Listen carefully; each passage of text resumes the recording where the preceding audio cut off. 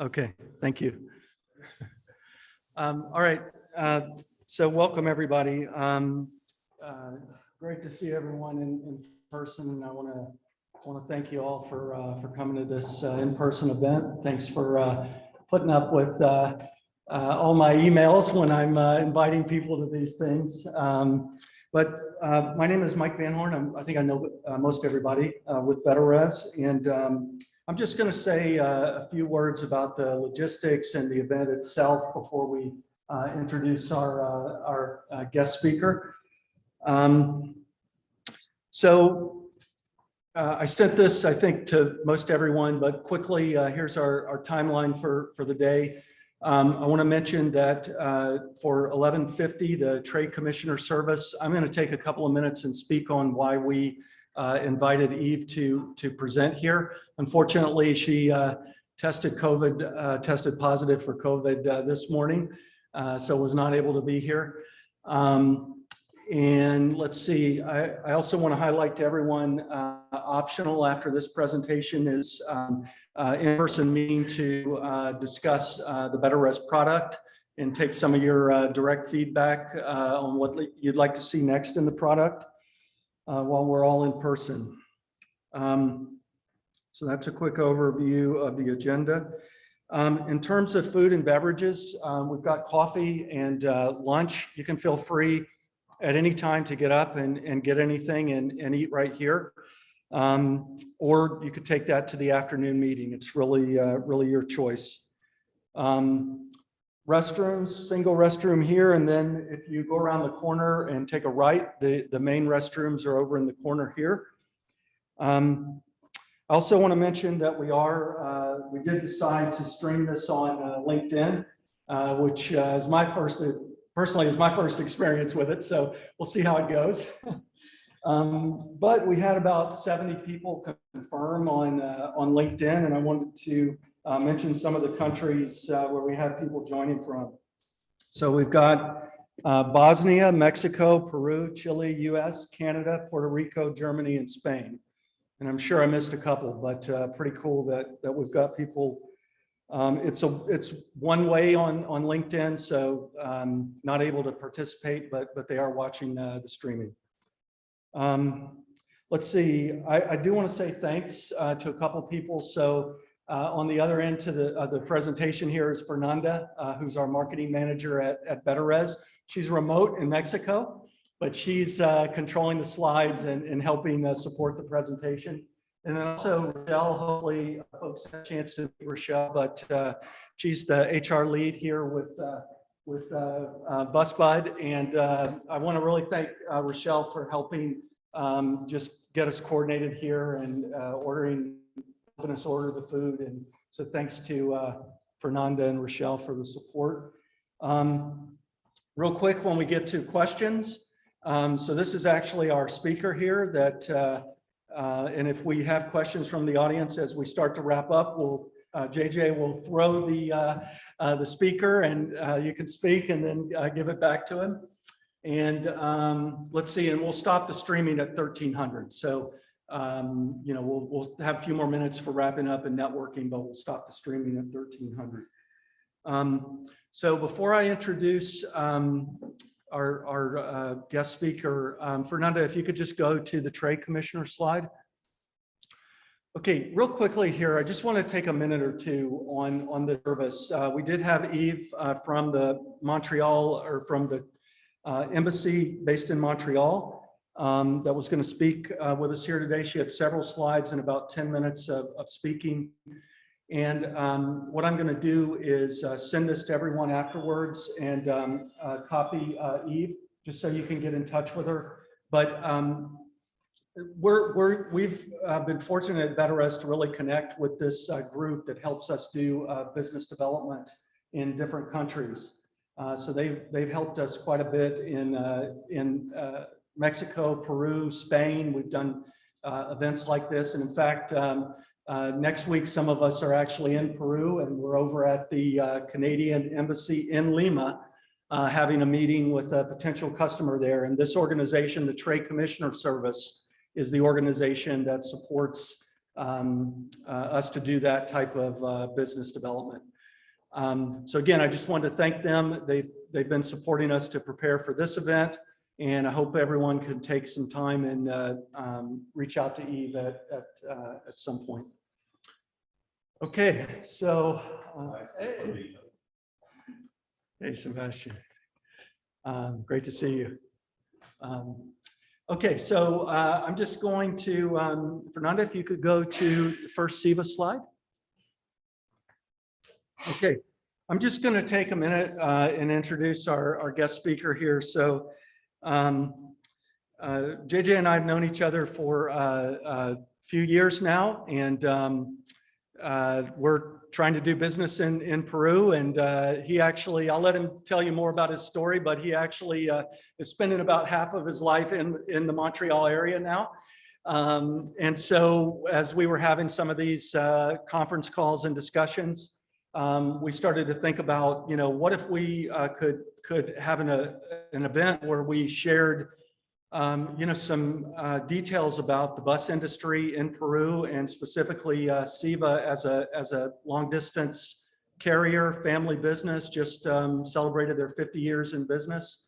And here we are after a number of conversations and a lot of preparation. And I got to see all of JJ's content yesterday when we were coordinating everything here, and it's great content. It's really some good detail, and I think it's really going to be interesting for the group. So with that said, I'll introduce JJ Cicia from CIVA.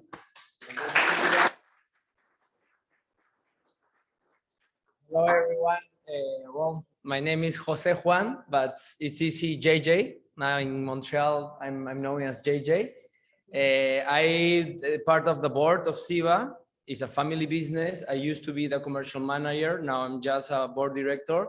But what I wanna tell you here is about how are we composed now as a company and all the journey that we have to get to be now one of the top companies in Peru and in South America also. Like, it's a kind of difficult, how can I say, like, environment that we have to always fight and work. But I think when a family company or a company have a vision or something that I wanna do, that we just go throughout that. So I'm really happy. I'm a kind of 50-50 between Peru and Canada because I'm married with a Canadian, and also my 2-year-old daughter is also Canadian, Quebecois. So I hope next time my presentation can be in French, but I'm practicing. but really, I'm really happy. My first time doing a presentation was exactly here in BusBat offices. I've been working with them maybe 7 years ago. So they sell tickets of my company, not to the South American market, and they are doing well. No, I'm happy to have a partner with them. And also what Mike says, no, that we are almost closing deal to work together. So it's happy to know, for me, it's very happy to know other people that are in the same industry. I born in this industry, it's a family business. My father founded, and I grew up playing with the buses and the mechanical parts. So now I'm going to tell you a little bit more of the journey. So next, please. Next. So in CIVA, when we start doing all, like 20 years ago, all the change for be not just a bus company to be really a family business and a good bus company, we decided to start putting values, because we need a north, a direction. And in the family board, we decide to the base of all the work that we're gonna make have to be in these 5 values. That is the teamwork. We say it in Spanish a lot of, because we are very kind of soccer lover, no? Like soccer teams, no, like have camiseta in the t-shirt, like you sweat your t-shirt. Like that's when we want to try to identify the identity of the company. Innovation, I think this is one of the most values that that change and take a lot of decisions. Safety, because we have a passenger traveling, so we need to give safe to them. no? And the service attitude, because a bus company is a service company, so we need to be very close to the customers, no? So these five values, I think, from 20 years ago to now, they make all to us for be possible to be now with more than 50 years old, one of the best Peruvian company, and also I think one of the best in South America, at least. No? So next, please. So I'm gonna put a little video that we launched 2 years ago when we have 50 years old. It's a kind of story timeline of the company. Even the actress there is kind of to represent my father. You wanna see? Have subtitles. With this, a resume of the story.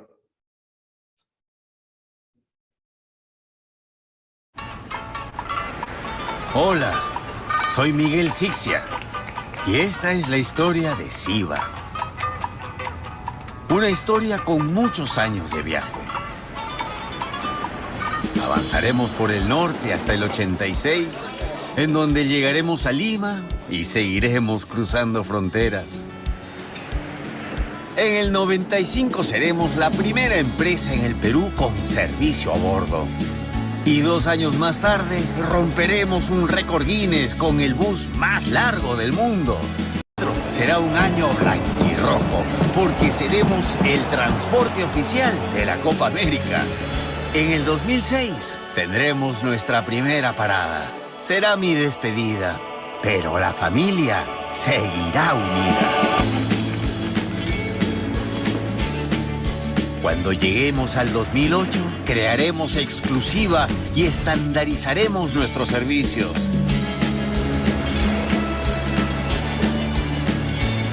Sin darnos cuenta, llegaremos al 2021, el bicentenario del Perú. Vamos 50 años de viaje.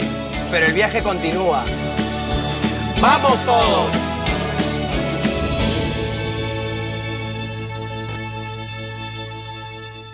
Even the actors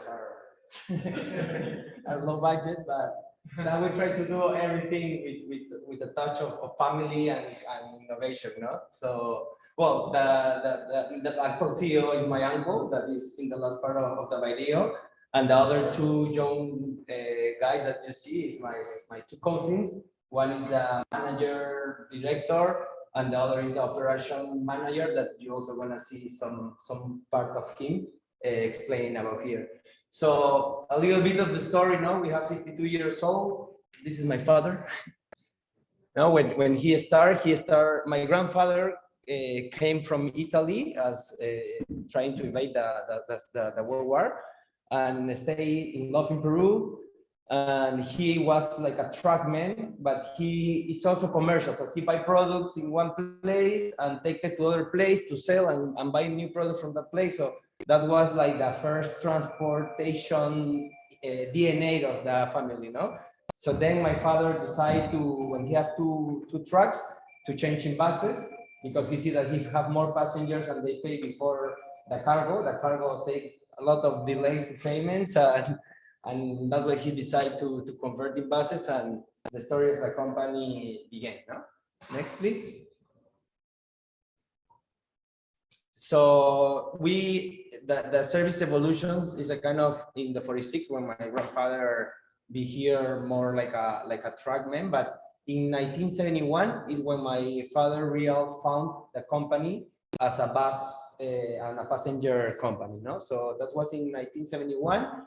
We were small, growing just in a little region of Peru, and then almost in the 90s, 95 is when we start really growing to the capital and to different cities around Peru. And it's in the 95 when we start having some like bus attendants that give you food, water inside of the bus to try to be more competitive on the service. No, next, please.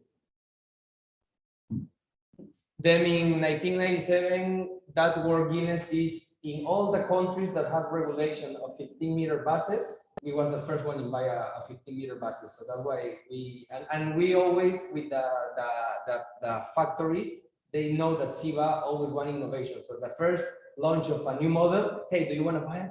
and that's the way we always try to work. So that was the case in the 97 that we have the record Guinness. Then in 2008, we need like something to get better, and that's how Exclusiva born. Exclusiva in those days, we just have like an economy bus and a medium bus, but we launched this Exclusiva that are 180 degrees beds. It's a double deck bus and just 32 passengers, 20 in the second floor, that with almost 2 meters between seat and another seat, goes 180 degrees, and 12 in the first floor. So that's helped us to improve the brand, to improve the service, and even the driver, like, hey, I want to drive an Exclusiva. So that's helped us to start reorganizing and try to be better. Then in 2012, we changed the names of our service to standardize. In the 2018, we bring Exclusivas with massage. So now you have the seats with some like massage and everything. You can put blow your pillow here. Like it's amazing.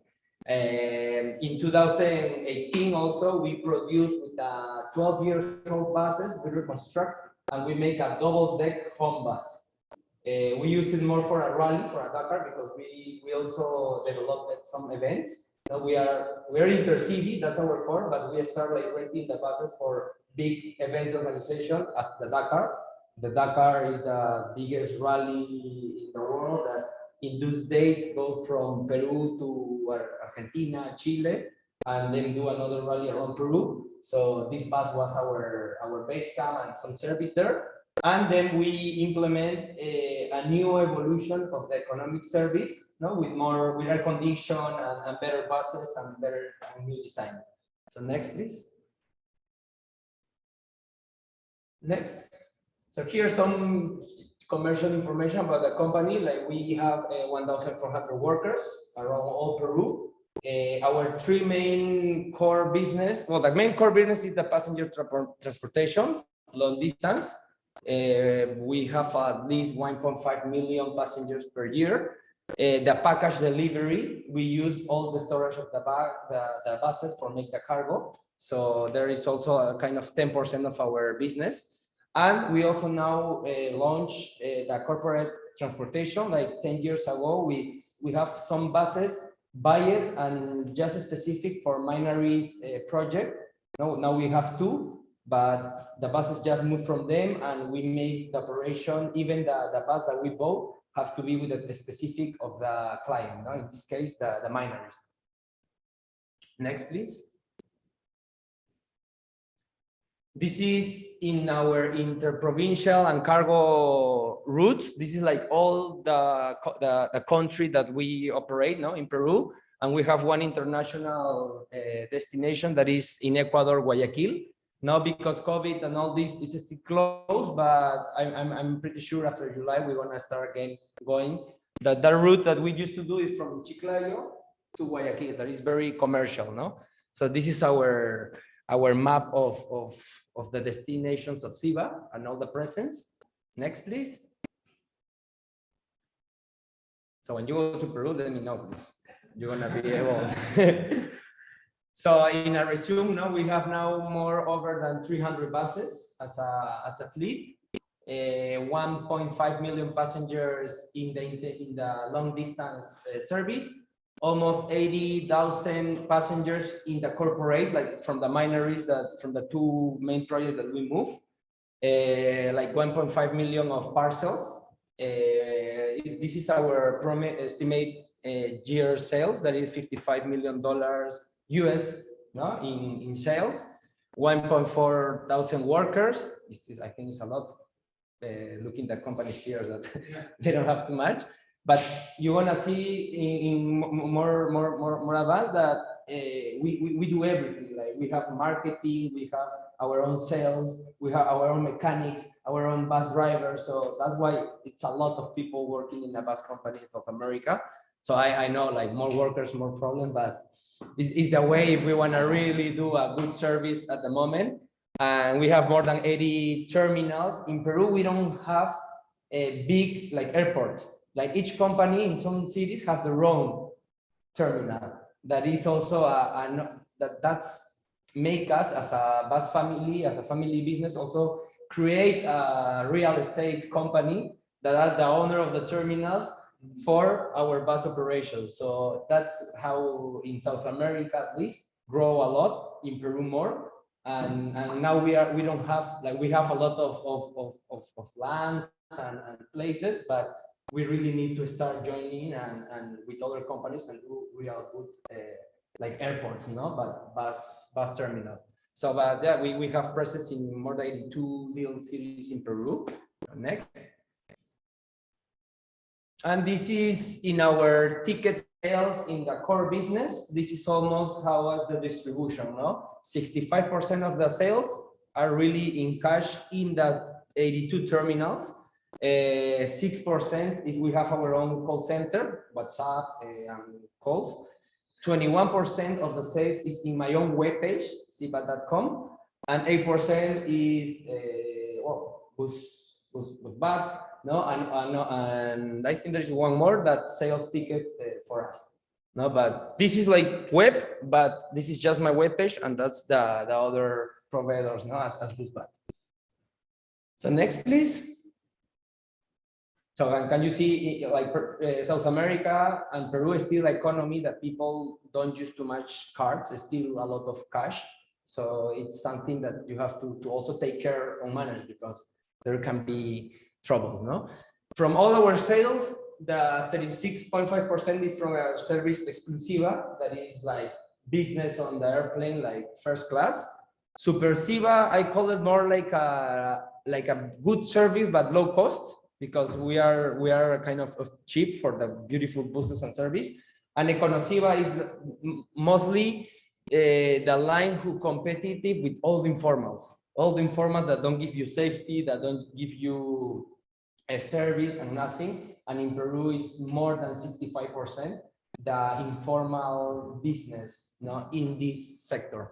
So that's our three products. Sometimes they say, yeah, you have to focus on one, but we want to go to all Peru, to all the pockets, and in a service that's help us to grow and to give to the passengers a different kind of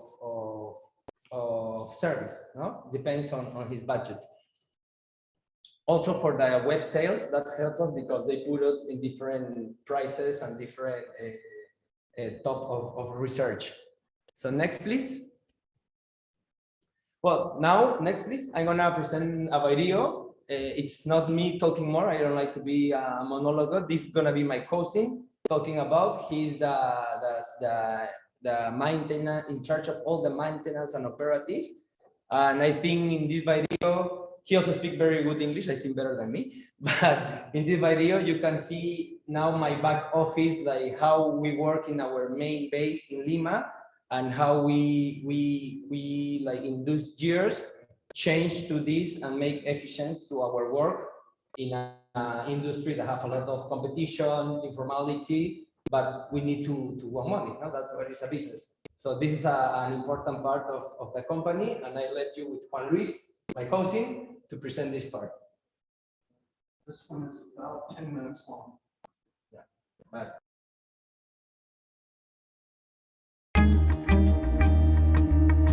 Hi, my name is Juan Luis, and today I will take you on a journey through our bus maintenance operations here in CIVA. Today, we are a performance-driven team that supports itself with procedures, software, and especially a good working culture. Our goal here in el Departamento de Mantenimiento is to earn the trust of our bus drivers, fulfilling each assigned task with quality and commitment. This is very important because we want our drivers to be focused on the road, driving, instead of being worried about any possible malfunctions in their bus. To better understand our operations, we first have to talk about our reality and some problems we face here in Peru. As you probably already know, about 70% of our competition is informal here. This has many consequences, but the most important to us is that we need to keep our expenses as low as possible while using high quality spare parts to guarantee the safety of our buses for our drivers and customers. This is a difficult balance that requires constant attention. Our roads are also special. They can be very dangerous with prominent curves and deep abysses. Most roads we use are next to the Pacific Ocean, adding deterioration to the buses due to oxidation.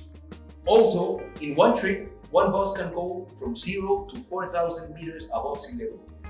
Our history has evolved in time due to government regulations and to our commitment to be the best company here in Peru. At the beginning, drivers were pretty much the owners of the buses. They took care of maintenance and even paid themselves for many of the expenses required during the trip. This was because regulations allowed us to take passengers during the trip. The famous pasajeros de ruta, or route passengers, as the drivers call them, were part of our history. So CIVA used to sell as many tickets as possible, and the remaining free available seats were used by the drivers who could sell them at a price. So, in order to achieve a better service, CIVA decided to ban this working method and establish a new policy in which it was no longer allowed to pick up these route passengers. This also meant that CIVA had to assume all the costs that were involved for services and the maintenance of the buses. So this was a long-term investment because our costs went up, considerably up, but our demand didn't necessarily go immediately up. So we had to optimize our operations, and this is what we did. So first things first, we created a gas control software. Long story short, there was pretty much no control over gas, and we had a lot of theft involved. And created the software that took in account as many factors as possible, like the route, the bus type, and the types of services involved. Each time a bus was assigned to a route, the software automatically assigned gas and the tolls needed for that specific route. Since the implementation of this software, we managed to trim down our gas costs by as much as 30%. Next, we focused in optimizing our maintenance. We divide it in 3 categories.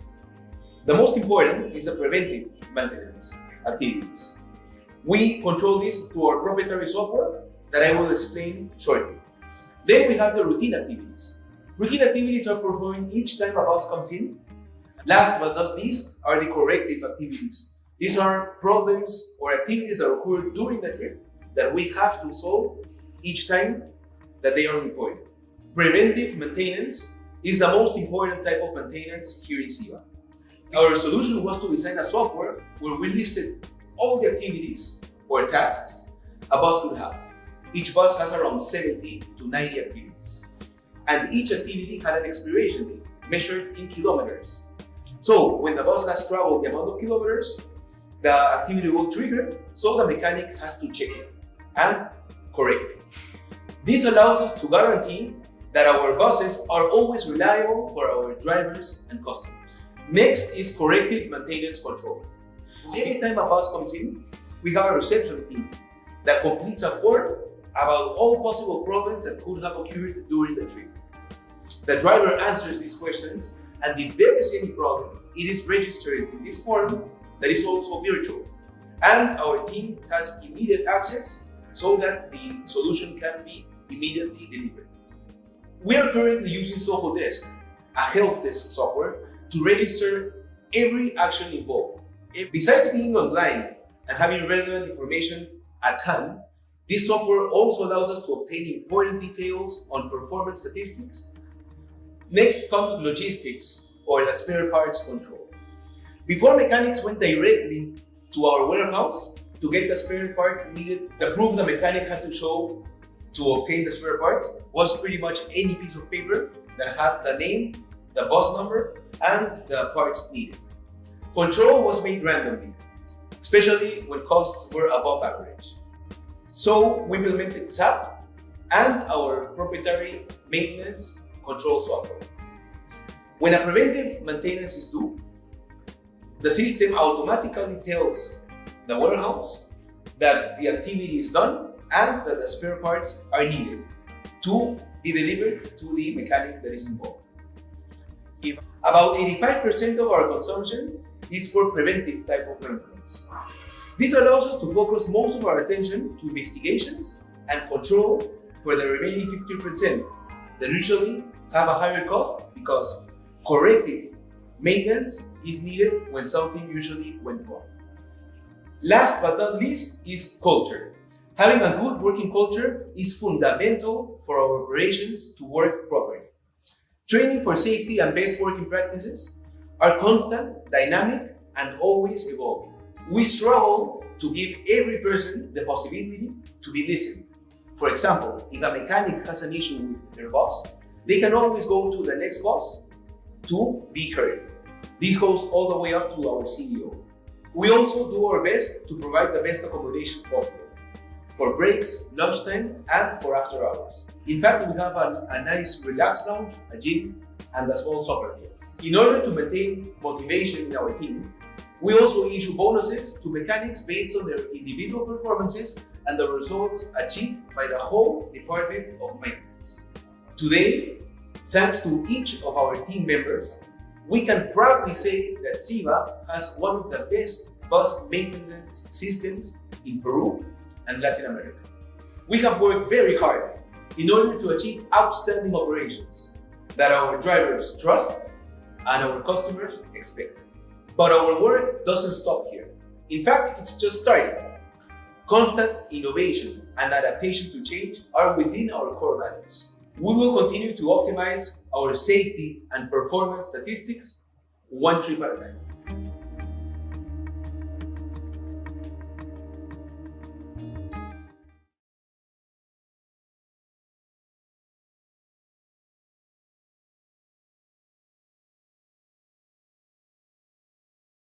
Time that we launched it, but I think that for talk about this part, even me that I can know, it's nothing better as the person, and also as a family business, each one have their own target and everything. And in this case, all this work was about of my cousin and his organization.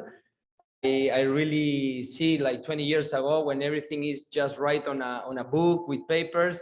Then he changed to paper format, then to Google Drive, and now Soho Desk. And that evolution, I think, is one of the most important for reduce costs, have control of everything, good maintenance, and like the core objective of our maintenance part is like the passenger and the driver feel fast, feel safe. So that's the idea, and that's why he implement all these kind of digitalize the maintenance. And as you can check, we have to do everything. You in Peru, we have to be mechanical, we have to be bus operators, we have to be terminals admin managers. But that's the way and that we grow, and I think that's make us a big know-how for everything. So now continuing to my presentation, I want to thank Juan Luis for helping me in this part, and I want you to see that it's really like the act of family business is keep managing by the same family owners, no? So yeah, so the next part that I want to come is almost about the brand, no? How we also put CIVA to redesign all the new. After 50 years, I think it's a good time for any bus company to renew the face, to do like a new change, no? And I want to explain you what we do in CIVA. There's a little video that's going to explain the fusion and the colors and everything. If you can put it.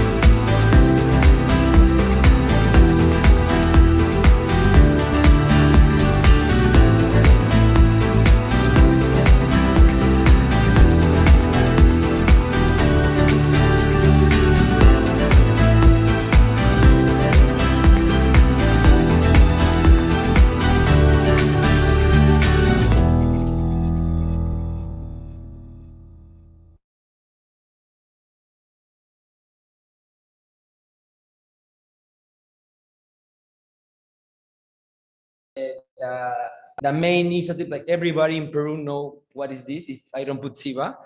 No, but before the tourists don't know what the word means or that was a C, so that's why we use now to have the brand with a local, like with our own text. So next, please.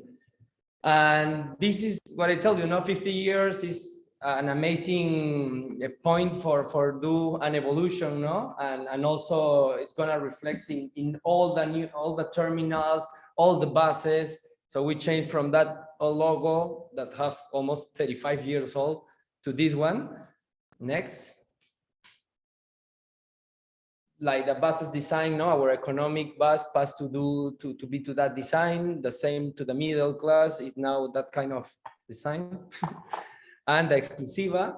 And in innovation, that is what I told you, that is part of our values. And I think this part help us to don't invest too much in marketing TV in terms of commercials, because we invest more in events or things that make the news or something talk about us. No? And we are using a lot of the digital platform. We are not a massive product, we are a service. So spending a lot of money in TV, radio, I'm not all in on that. I say my marketing area that we have to be creative, better small targets, but quality than quantity, and don't have like really an expensive, no? So that's why we love to do a lot of events, support sport, and in innovations you want to see, because this help us to make publicity of the brand and know that CIVA is not just a long distance company. It's not, we are in the logistic of passengers. So next, please. That's how it burns. We have the largest fleet on 180-degree bus in America. Like we have more than 60 buses now of this kind of service, double deck with a 180-degree bed with your own TV. Next, please. Next. Well, this is the seats and the ones that come now with massage. No, that's what you can choose, and it's really 180 degrees. Next, please. Then this is the CIVA Home. That is a bus of 2010, and we renovate. We put rooms, we put a little kitchenette and everything, and it goes to. It's now marketing is used a lot for fairs, for events that they need a base camp for the organization or something like that. For outdoors, it's very useful. Next. We are the first company to bring 4 of electric buses that is gonna be working now in the north of Peru for a minery that called Vale. And yeah, we are happy to be like the first fleet in Peru with just 100% electric buses. Next, please. We also donate an old bus. After doing the CIVA Home, we realized that we can do everything. If we do a home, we can do a restaurant, a laboratory, like anything over wheels. So we decide that the other thing that we start doing this is because the old buses, we used to sell it, but usually they buy it, the informal competitors that them gonna make us the competition in the roads. So that we prefer to maybe donate. In this case, we go with the Blue Association to donate, because in Peru there is like 3,000 people in Peru from one, or like it's a very low donation culture, and it's better if the bus go to catch the people than the way the people come. So at least this helps us to gain more blood in the banks. Next, please. And it's good because these are in the city. So when the bus is doing in the city rounds, it's like a publicity, a free publicity, no? And this is a project that we still don't finish, but in association with the ONG and a TV satellite in South America, we are making the aula móvil, like a classroom from a bus class that wanna go to the education in Peru. Is also the national is really bad. So what they want to do is try to give better education and resources projects in little towns very far away. No? So we are trying to finish this beautiful project. Next, please. Also, when was all the COVID and our governors are so slow for the vaccine and all this, we decided to invest in our own oxygen plant to help all our workers, family of workers or friend of workers to can catch some oxygen when you have the COVID. Because in Peru, the oxygen was a really problem with a lot of lineups and cost a lot of money for people because the health is private, is not national. So we bought this for give at least a service to our own family, no, our own workers. Next. And in communication terms, next please. That's why I tell you we are really deep in Facebook, Instagram, and LinkedIn. We launch a lot. I think we manage well all our two main ones, that is Instagram and Facebook. I don't saw too many bus companies that really use this platform that are free. And because we are not putting money in TV or radio, this was our best way to get out direct to our target. Also, Peru main age of population is between 28 to 40 years old, like the massive workers and everything. So that's why we know that there are in these platforms, and that's how we grow a lot of our communication, no? And we have too much interaction because people love this platform also for us for tickets. So when somebody asks you for a ticket price, it should be a sale. So now we are trying to automatize more all the answerings and everything in this platform. Next, please. Well, the CIVA e-commerce, though I tell you, is one of my 25% of my sales come directly from my own webpage. Next. And this is a kind, just like a little view of all the campaigns. How I tell you is we don't use marketing agencies. We everything do in-house. We have creative people, designers, and people that really want to make new kind of stuff for all the promotions with a 50% of discount. We also, if you buy tickets of CIVA, you can win a Jeep. So we do all these kind of campaigns to increase sales, and everything is managing in-house. And next, please. Even we create a way to communicate in-house. So this is like the image for everything or any news that go directly to our workers.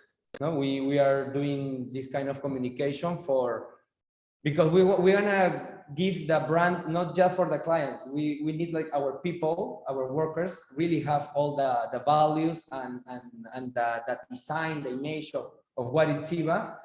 Even in the communication that we can do in-home, no? In-house. Next, please. Well, and yeah, we're almost in the last part. So next to the developing for the next generation, what I explained you is like CIVA as a family business. We have like the core family that we are. It's me, my 3 cousins, and my uncle, basically.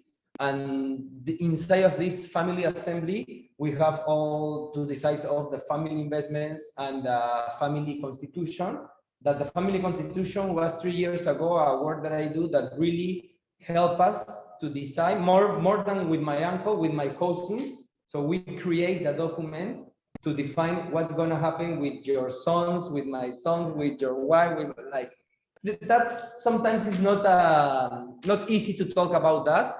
And a lot of companies wait the last moment or when it's almost retired, the CEO, but in our terms, we are very in a well moment. Like we have work, we have everything, but we also have good communication between us that we say, let's do it now.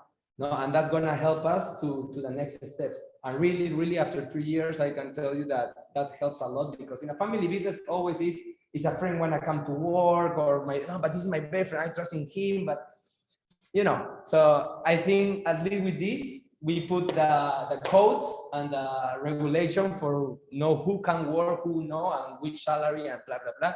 It was like a 6-month work, but I think that's changed us from being just a family business to business family. I'm saying like it's a play of word, but it's really helped a lot. And then we have the board, where it's almost the family assembly with other with three other members that are not family, that are independents, no? And with this board, we manage all the CIVA and our core business, how many buses we're gonna build this year, all the board's work. And also we have another company in another structure, our real estate, what is playing, where is all the terminals that are owned by CIVA, no? All our own property, that it's also part of the family wealth, because in the bus company, I think during these 50 years, everything goes to save and to buy our own locals. And I think there is the most value part. And CIVA is the core, like is the heart of all the operation, all the buses, all the people, all the workers, and all the clients that trust in us, no? So next, please. And this is a little bit of a resume of CIVA as his manager structure, no, where we have like 5 different gerencias, and we have like the operations, that is almost all what my cousin explained, no, where we have logistic, traffic, maintenance of that, all the commercial part that we have, tickets, cargo, all the pricing, marketing, new customers, that kind of stuff. All the management part that is more human resources, all the manage of our each bus terminal that we have is also inside of the management part, and also all what is safe and health in the work, that is also by law in Peru. Then we have the new business, this just come 2 years ago, is a new business management that have, when in commercial they close a deal with like a minery, then the operation parts go to that way. So that basically are my 3 minery projects that we have. And just in that part, in one project, we can have 150 persons working just for that project and minery, no? And then we have the finance, they need to manage like the main part, because if not, anything of this can operate. So yeah, this is how we are nowadays working, and we continue like try to like, until 15 years ago, I don't know which year we don't change this. Like we are changing constantly. So that's another like tip. Like don't expect that your management board is gonna be like that 10 years. Like I think from each project and how the company grows and how the environment comes, I think this need to be in constantly change and movement for the company be in the shape that has to be for that moment, no? So next.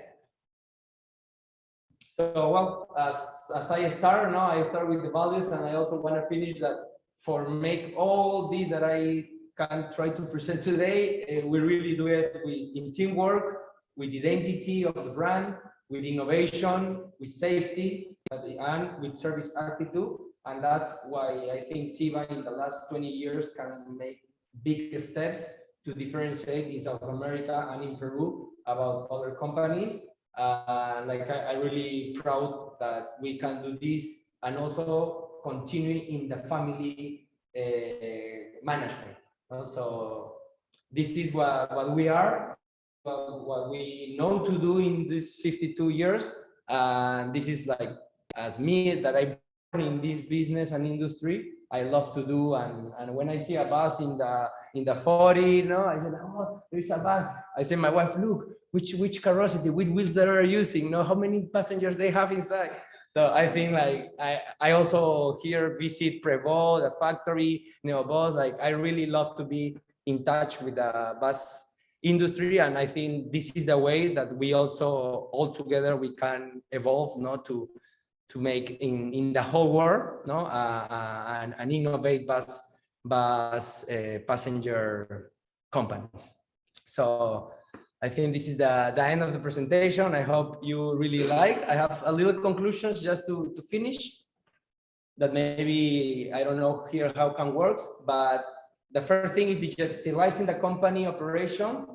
At the beginning looks complicated, but now after more than 50 years doing, I can tell you that helps us a lot. And is the thing that why we can be able now after pandemia operating, and we see other good competitors that they have to close, is because we digitalize, I think, and that helped us to really know where are all our budget, where expense and everything, like to really take control of the company. Then the renewal of the image of the brand, no, because I see a lot of bus company like they stay in his marketing of 30 years old, and I think like passengers also grow, and you have new generation of passengers. So do a beautiful like a image, like the brand can have a name, but the image of the brand is important to be updating. Then if it's a family business, that I'm pretty sure that most all of the bus companies are family business. I know in Mexico, in Spain, in a lot of countries that almost all the owners that I know, there are the founders or son of the founders. So usually we are family business. So it's important to have the succession constitution very clear, so you don't have troubles and you don't leave trouble to your kids. And then, well, exploring new lines of business. No? If you have the buses, and sometimes you have the bus stop, what we can do for making money? If the bus is not moving, we are not making money. So that's I love sports and I know a lot of events. So that's why we start doing moving organization as the Dakar, the Ironman, Half Marathon des Sables, the football federations, and even that helps us because you move a bus, they pay you, but your bus is in TV, is making branding, and is where your final customer is also. So it's also a business to customer way to catch another client. So I think that's the best things that I can say. And I really thank you for your attention. Thank you for the people that was also connecting in LinkedIn. Like I'm really happy to be here in this international officially event and also to know colleagues from the bus world here in Canada, in Quebec. So thank you very much. And I hope you appreciate my presentation.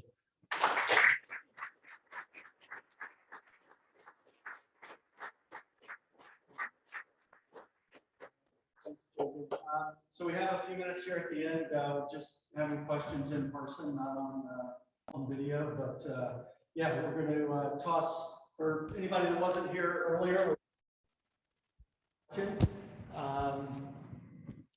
Hola. Any question? That's a long pause. I don't wanna.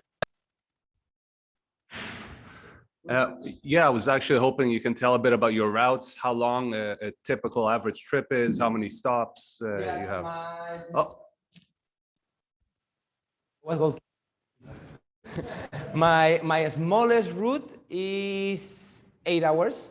In Peru, because I'm gonna talk hours because also I have a 24 hours with 1,000 kilometers and I have a 16 hours route with 100. So, but our minimum is 8 hours and the longer is at 26, 28 hours. No, and how you see in the presentation, we start from 0 and 300 kilometers more. We are at 5,000 meter up, and then we have to down and up, and like the Andes is a very aggressive place to drive. No, I don't know. Any other question? How is the market responding to everything that you're putting in place? You're, going digital. You're innovating. You're doing all these things. Is anyone catching up or following what you guys are doing? Well, in that term, I think there is a few competitors that are doing also that we are going to that line, and the people also that we are targeting with all this change is the people that want to really travel in formal companies, that they are not thinking in the budget, they are thinking in safety and comfort. So that's why we go when we do all this kind of stuff. And we are that's why also we have the economy one. So we want to try to also catch the people that want low cost, but with safe. And yeah, in the market, I think we can be just 3 maybe companies or 4 that are really investing and doing all these kind of things 360 grades, no? Any other question? With your ownership of the terminals and all the innovations that you have in-house on the buses, what's been your experience with electrification, given the distances and the altitude that you have to traverse on those routes? Now, the projects of electromobility are more interested in the corporative transport, where we know that the maximum, because you see that it's 280 kilometers of kilometers that an electric buses can have in autonomy. So we are not putting now that in long distance, because that's, I think, that still to need to grow. But we have these private projects that they don't have to move more than 150 kilometers. So my core business is long distance, but all the corporative business can be just short distance, because I put the buses just from the customer, and their operation is no more than 150 kilometers. So we do the full recharge in the operation part, and then we have just an extra recharge, no, in the zone where the minery is. So that's why nowadays we can do the electric transport. But for long distance, it's still the battery's resources, no, it's still how do you say a challenge, no, that they have to. But for tourists, for example, intercity, in the city, no, for tourists, for airport movement, I think there can be a market possible that want to pay an electric buses, zero emissions, and all the terms that bring electric bus around.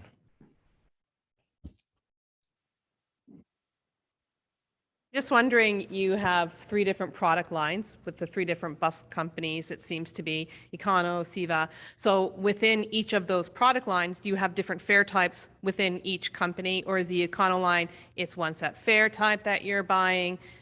How do you manage that? Yeah, if in a city, I have the 3 of them, each kind of seat, because usually it's the seat comfort who depends the price of the ticket, it have a price. So if I have 3 kind of buses, probably I'm gonna have 4 kind of ticket prices, no, because for example, in the Exclusiva, my first floor is not 180 degrees. So maybe it can cost you $50. In my second floor, it's gonna cost you $10 more. In the Super CIVA, the same seat on the first floor, because it's exactly the same as Exclusiva, can cost you maybe $5 less than the other one. And the second floor, because it's not too comfortable as the Exclusiva, is cheaper. It can be 40, 45. And the economy go also like $5 to $10 less, no? So really that's why we standardize that 3 service, but each one have their own target and their own price, no, and their own position. And also, like, the economy could stop more, have more stuff for more passengers to pick up than the other 2, or the Exclusiva that we try to do like more directly as possible. So that's the idea, no? And also with 32 passengers, it's easy to get 100% occupability, no? But where in the economy you have 60 seats, it's a kind of more work to do. A question regarding the sales of fares online. Do you try to lower the price so that you can sell more in advance on your website, or is the same price as buying in the station? The problem before was that usually we focus, or all the bus companies and like all the school, we focus in occupability. So if we see a bus 70% off in the last 3 hours, we sell the tickets. And then we realize that we are not really too much profitable with that. So nowadays we try to not reduce the tickets more, like at the end, but in internet, we still buying at the same price as the terminal, but we are doing some campaigns. Like the first one that we do was this year, to just in internet, you have 50% off. To try to, now we are trying to, because I tell you that also the Peruvian passengers are very go and pay in cash. So our goal can be, if all the economy or the informal, we try to digitalize, we're going to have a big window of customers that can go. And in the digital work, there is not too much bus company formals. No, when you compete in the terminals, you compete in front. I have like 5 different little companies that are selling tickets 20% off, and but the growing in all the internet e-commerce, I think is an opportunity for all the formals, and we want to try to educate the customer to don't pay a taxi or a bus to go to buy a ticket if they can buy it in their house without spending money and time. So that's the idea. And I think nowadays we want to start doing more kind of promotion that just by internet, 50%, 20% off, so that people get used to go to the web. No? Question? Your strength in the market, why stick to Peru? You seem to have built a scalable operation. Why not expand to neighboring countries? But I love to answer. I also remember my father say like, more buses, more problems. So now we are thinking in how we grow without buses. No, and we just opened 3 months ago a new line that is in agro-industrial. So we are giving, like, they have like 300 buses, and I am his operative area without buses. So I manage his safety and comfort of their own providers of buses. So I'm the quality of control. So that's a new way to grow. And in that way I can grow in all the world. But the other reason that we don't go to other countries is because the roads and the passenger companies are very like locals. Like you need to know your police, your regulations, your people, like your customs, like everything. When we cross a border, I don't know nothing. No, it's like that's why we just go to Ecuador and a closed route, and that's why we decide like why we're gonna grow up in other countries. We can have better like partners, and we grow together. We change passengers, no, from me, the biggest company in Peru, with the biggest in Chile. Hey, so that's we start doing before pandemia, when we have some companies like Antesmar Chile and Argentina, El Rápido, and Cata Internacional. They was coming to Peru, so I offered them space in my maintenance, in my mechanic part, so they have a space. So I won by renting an office, renting a space, and I also give diesel. If they just broke a window, I changed the window. So I won in maintenance service, not in the bus as a bus company. No, so that kind of relation, I think we think there are more value, no, than try to be the biggest in the market, or opening a new country that we really don't know nothing. No? We are Peruvians. We know a lot of our country. The company, my father started driving the bus in the roads. I drive the roads where my buses are. So I think that's an important thing for Don't Lose if you want to go and open a bus company in another country. No, what we can do is like a strategy union. No, like if a good bus company operator but not a good brand, we can put the brand, the software, and everything, and we can work together. That's a good way to grow out. Another question? Hey, LP. First one is, if you look ahead for the next 3 years, what do you think are going to be your 1 or 2 top challenges? And just another curious question, is it possible for travelers to rent the CIVA home for a few days online, ideally?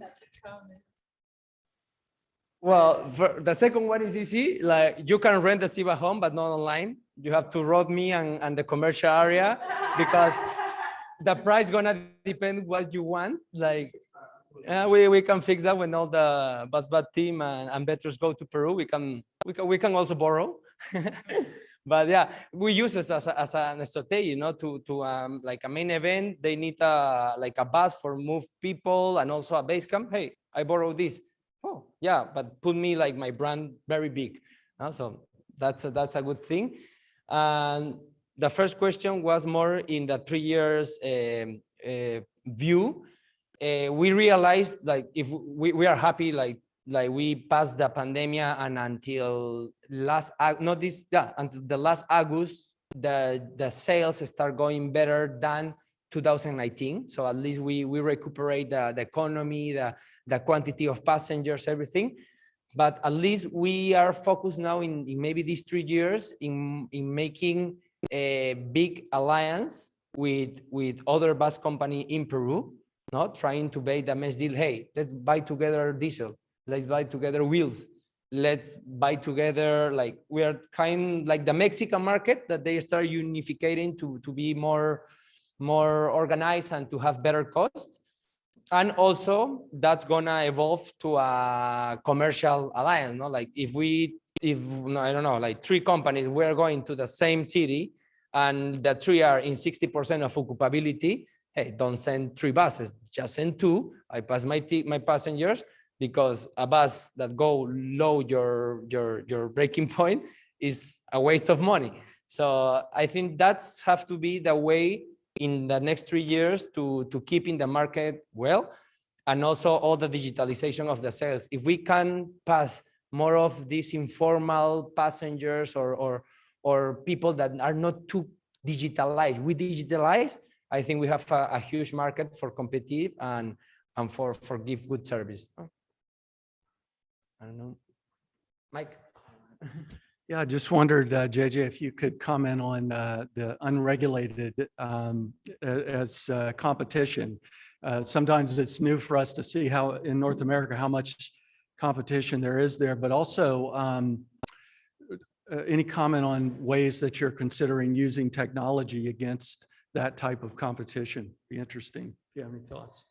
Yeah, well, first we do our own sales systems, but nowadays we are connecting to other ones. Also, part of the digitalization is that's why with Betterez we are also in contact and try to all my parcel software can be with them. We have the really old software in that term, and the next step also, I think we are still in the basics of the e-commerce. Like we still don't have too much pricing, like all this yield management and all that kind of stuff that the airplane sometimes abuse too much, but it's important to take advantage and know what the airplane do, for we try to put it in our bus companies to make them better, no? We use a lot as a benchmark what the airplanes do.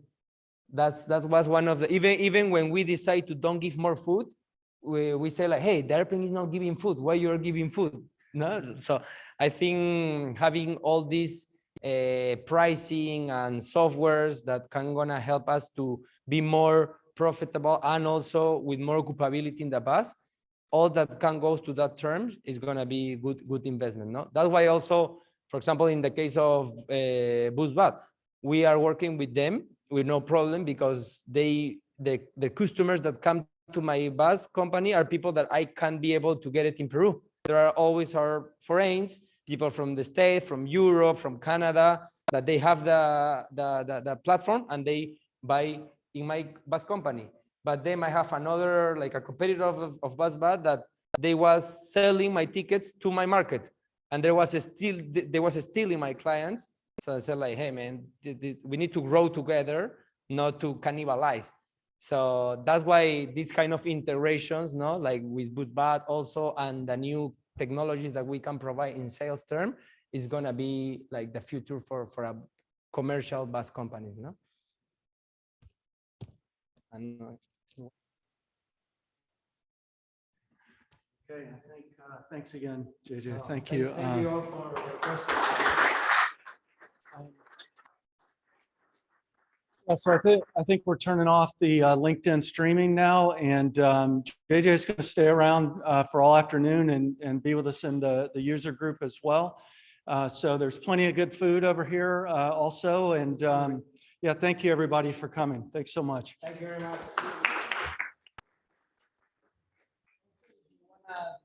Oh yeah. Some catch from here.